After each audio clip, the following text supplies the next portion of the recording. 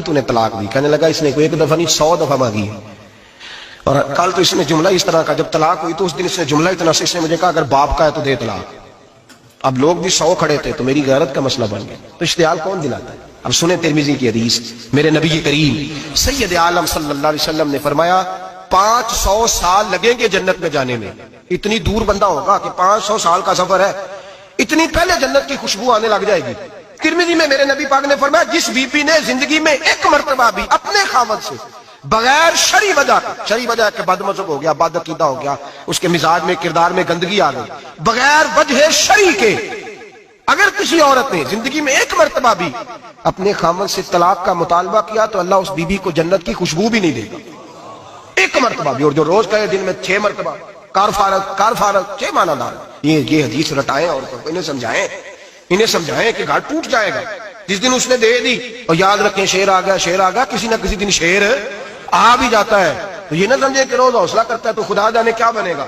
کسی نہ کسی دن شیر بس الشیطان جاسم علی قلب ابن آدم, شیطان چمٹے گھر ٹوٹتا ہے. اس لیے کہ نہ مرد حوصلہ کرتا ہے نہ عورت حوصلہ کرتی.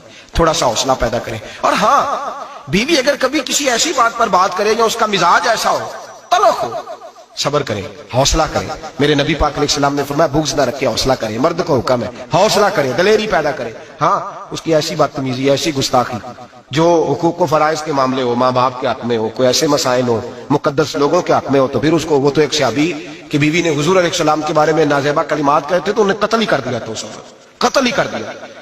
وہ معاملہ اور ہے, لیکن اگر اس کے مزاج میں تیزی ہے, اس کی طبیعت اس طرح کی ہے, تو پھر مرد برداشت کرے. امیر المومنین سیدنا فاروق اعظم صحابہ میں سب سے زیادہ تگڑا اور رسول پسند آدمی, غصے کے لحاظ سے سب سے تگڑے ہیں, جلدی غصہ آتا ہے. ایک شخص کہتا ہے میری بھارے تگڑے قبیلے میں شادی ہو گئی, بیوی میری بڑی سخت تھی, اس کے لب و لہج میں بڑی سختی تھی.